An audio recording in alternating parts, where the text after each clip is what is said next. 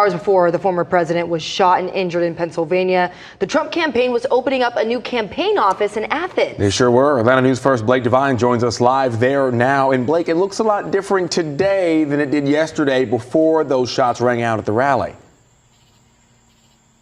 Alan and Tori, yesterday this office in Athens was packed with people with a giant Make America Great Again banner hanging through the rafters. Today, it was quite the contrast, completely quiet and closed, as we were told that the staff was concerned for their safety following Saturday's events.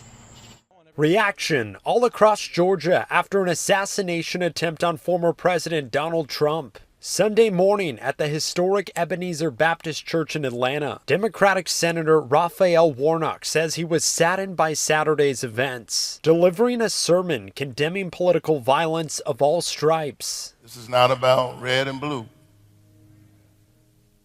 This is not about right and left. This is about right and wrong. And the violence we saw yesterday is wrong. This has also raised security concerns about this week's Republican National Convention in Milwaukee, where Marjorie Taylor Greene is headed. There'll be a different tone at the convention.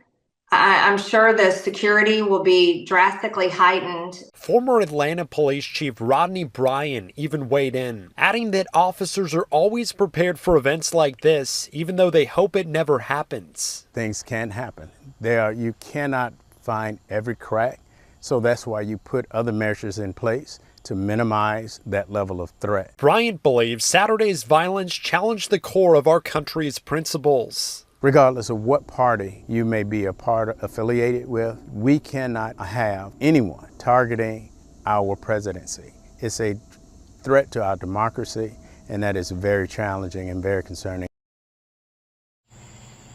Towards the end of his sermon, Senator Warnock mentioned that the man who targeted Trump was no patriot, cut from the same cloth as those who raided the Capitol on January 6th. Reporting live in Athens, Blake Devine, Atlanta News First.